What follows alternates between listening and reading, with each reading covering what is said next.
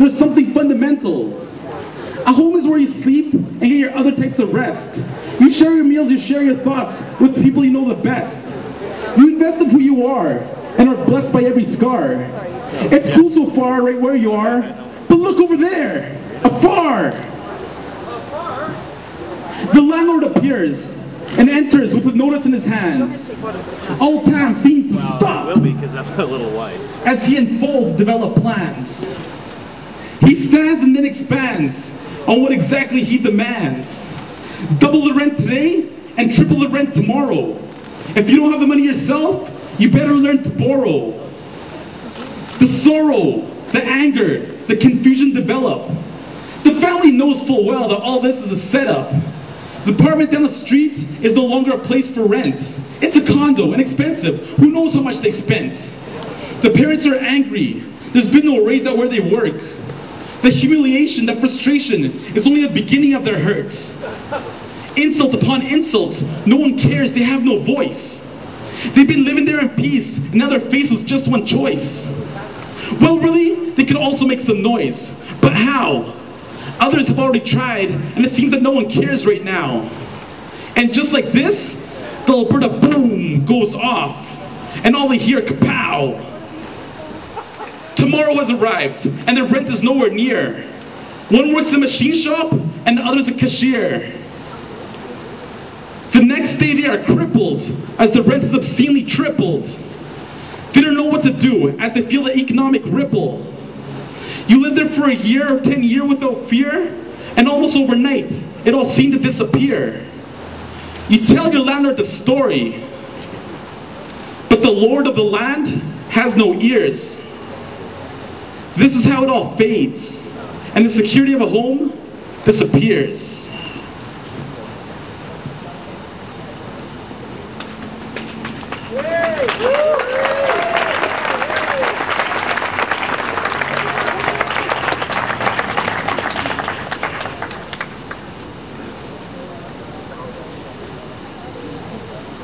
It's not just up to the individual landlord. The family knows this and shows this by writing a letter. Still, there must be something better, something more clever, something that'll make this problem go away forever. But with the solution not in sight, the family declares, this isn't right. Aside from writing a letter, the family takes up a chant. Yo, government, government, look at the city of tent. Control the rent, control it. How much should we pay for rent? Government, government, look at the city of tent. Control the rent, control the rent. How much should we pay for rent? The government relents and puts out a new announcement. Everything is okay. We're gonna build more homes. Don't worry about a thing. Homes are on their way. But how are things going to be okay when things keep getting worse every day? To say the market will regulate itself is a betrayal and so corrupt. I thought there was a surplus in our province. When will it show up? They spent $1.3 billion to give us each $400. And they won't even spend that to get us out of this rut. So where is this boom? And for whom is this boom? And is there room in this boom for those who are running on fume? Turns out the Alberta advantage is a disadvantage for most, as they damage and ravage from all and from most. So we'll close the second scene, because the people can't make the change.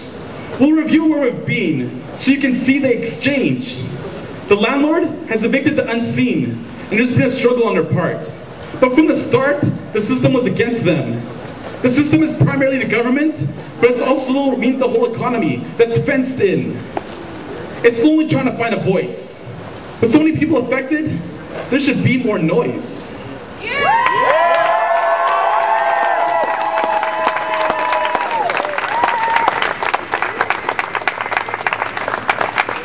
Alright, scene 3. Take action! Yo, take action indeed. We have to make a difference, and we have to do it together. Let's get together and fight, and it'll be alright. The might of us together is out of sight. The first thing we gotta do is talk and figure out what's right. We study the government's policy and then we make our plight. We get to the root of the problem. It's all economic and oil in sight.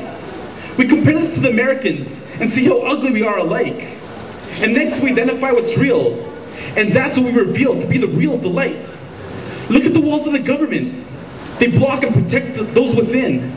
The landlord is in there too, and others who jump in. We cannot blame the walls though. Look, they're human.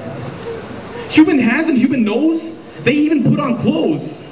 They act like blocks and walls, but it's not them that we oppose. They're only civil servants, and servants serve a master. It's not them, it's the government who's a disaster. If they are human, and we are human, why can't we work together? This has got to be the best discovery that we've made in our endeavor. And so people unite, and people to find a way to pull away the humans who only block them for some pay. First, they come again and talk. Then, they begin their walk. United in their stance, they really begin to rock. Let's see, let's reach. Come on, a little more. Okay, now push. Yeah, like that, hardcore. Oh, okay, now talk to them. Let them know your problem. What? They have the same ones too? Come on, let's get together and solve them. Our call will be something simple and something that all will understand. Human rights for every human. That's our only demand. Human rights for every human. That's what we begin to say. Human rights for every human. For everyone and every day. Human rights for every human. Come on, people, let's hear you. Human rights for every human. That's what we gotta do. Human rights for every human. That's the way it's gotta be. Human rights for every human. And that's the end of scene 3.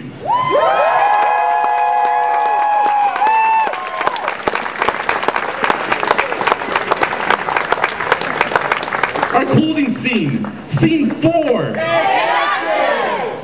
Well, for now, let's forget the cops and the political drop and anything else they got. Look, they had a vision, and now their mission is complete. Community and a real home with heat. Off the streets and not worrying about defeat. Now in a happy home where they share what they got. These walls are not made of stone. They're not something someone bought. Universal housing, free and for every person.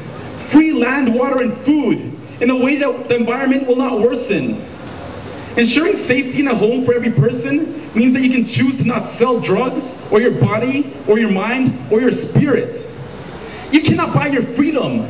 That's why our economic leaders fear it. We can come together. We can change our world. We need to come together. That's what today you've heard. Because to love someone means to really love someone. And to take care of each other means to really take care of each other. And home for all means... Yo, thank you everybody.